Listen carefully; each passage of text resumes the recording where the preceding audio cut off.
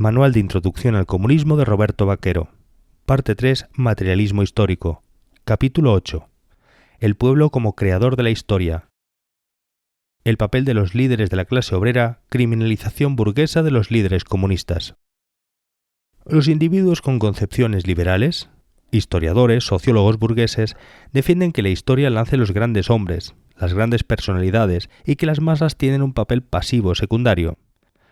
La defensa de esta concepción legitima la opresión de una clase sobre otra, justifica y defiende la opresión capitalista. Rebajar el papel de las masas de la clase obrera lleva a la pasividad, a la desmovilización, por lo que tiene un papel reaccionario. Los idealistas conciben la historia de una manera superficial, sin ver qué es lo que en realidad mueve la sociedad. Se quedan con la superficie, lo secundario, sin ver o analizar las fuerzas que transforman nuestra realidad en lo profundo, las leyes objetivas del desarrollo de la sociedad. La concepción idealista subjetiva parte de la premisa de que la existencia de una serie de leyes objetivas no puede ser compatible con el papel histórico de una personalidad. Los idealistas objetivos efectúan ciertas críticas a los idealistas subjetivos. Aun así, como idealistas que son, deforman la historia, niegan la influencia de la personalidad de los sujetos históricos y creen que las masas no tienen un papel determinante en la historia, ya que tanto la personalidad como las masas se encontrarían impotentes ante las fuerzas sobrenaturales o divinas. Nos encontraríamos, pues, ante una visión fatalista de la historia y su desarrollo muy ligada a las visiones religiosas.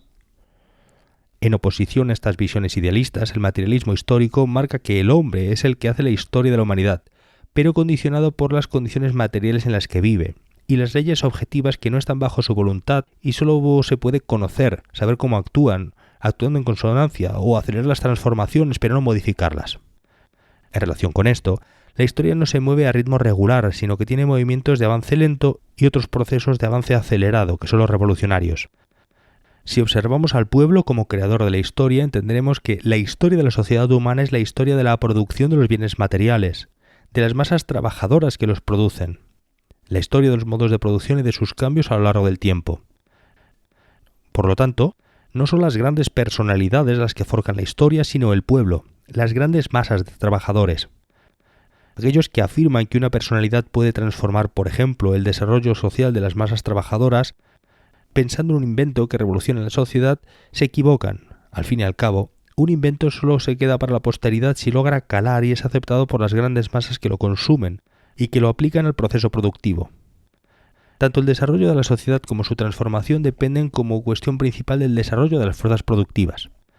Desde el inicio de la sociedad de clases, la historia de los modos de producción es la historia de la lucha de clases, el conflicto entre la clase oprimida contra la clase opresora, convirtiéndose esta lucha en la fuerza movilizadora de la historia, en la principal impulsora del desarrollo histórico y su motor. Son las masas oprimidas, en la actualidad la clase obrera y el campesinado, las que deben de actuar y tener un papel fundamental en el cambio necesario del modo de producción capitalista al socialista. El papel de la personalidad de la historia. Afirmar que el papel principal del desarrollo de la historia les corresponde a las masas no significa negar el papel que tienen las grandes personalidades.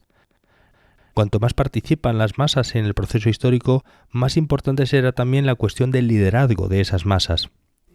Una gran personalidad es un iniciador, alguien que ve antes las cosas, las contradicciones existentes, que observa la base de las condiciones materiales y las resuelve antes que los demás. No negamos la causalidad, pero prima la necesidad, que se impone a través de ella. Por ejemplo, que Newton descubriera la teoría de la gravedad no es una causalidad.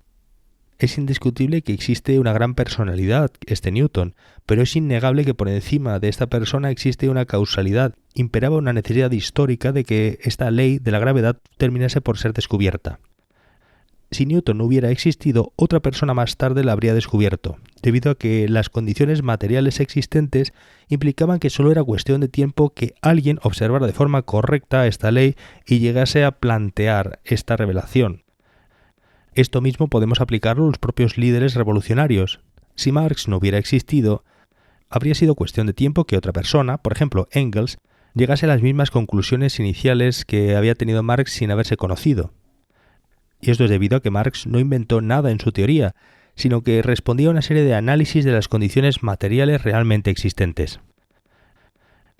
Sobre el papel de los líderes de la clase obrera. El Partido Comunista es el mejor lugar posible para el surgimiento de líderes del proletariado. Los cuadros dirigentes deben de ser gente avezada en la práctica política, con una gran formación teórica y práctica, y una gran capacidad de análisis e investidos de autoridad.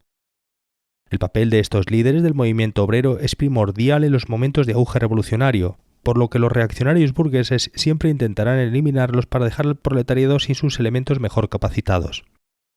Es labor del partido proteger a sus mejores elementos de las garras de la reacción, intentando exponerlos lo menos posible, reforzando la seguridad de los mismos.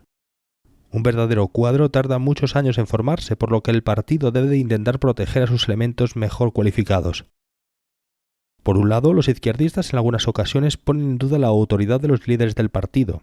Hablan de partidos sin líderes, de la dictadura de los jefes, y claman por su derrocamiento. ¿Pero para imponer qué? Ni más ni menos que el anarquismo dentro del partido, ya que quieren destruir el Partido Comunista e implantar un sistema anarquista de funcionamiento, lo cual significa la destrucción a corto o medio plazo. De esta manera, este tipo de acciones se encuadran en un papel reaccionario anticomunista, y por muchos vivas que lancen al marxismo y a la iconografía, están actuando de manera reaccionaria. El liderazgo y autoridad son cuestiones necesarias para el funcionamiento del Partido Comunista e incluso fuera de él. Por otro lado, en el Partido Comunista impera el centralismo democrático y, por lo tanto, el principio de dirección colectiva, por lo que el marxismo-leninismo se encuentra en franca oposición al fenómeno que se ha venido en llamar culto a la personalidad. Este atenta contra el principio de dirección colectiva. El culto a la personalidad es antimarxista porque parte de una concepción idealista, casi religiosa. Se trataría al líder como si fuera superior a los demás y no por los actos que realiza o los que se le reconocen, ya que materialmente no puede ser superior a nadie. El culto a la personalidad era ya un problema detectado y combatido en época de Marx y Engels, y aún así fue un problema que tuvo que seguir siendo combatido, en especial durante el periodo de edificación de los estados socialistas. El culto a la personalidad fue un problema que no llegó a solucionarse del todo y tuvo rebrotes, lo que llevó a serios problemas en estos países y en el propio movimiento comunista internacional. Veamos ahora la criminalización burguesa de los líderes comunistas. Hemos hablado antes de la eliminación de los líderes comunistas por parte de la burguesía, pero hay veces en las que la burguesía no consigue sus objetivos, y aun consiguiéndolos, la figura revolucionaria pasa a la posteridad y sigue influyendo en las masas.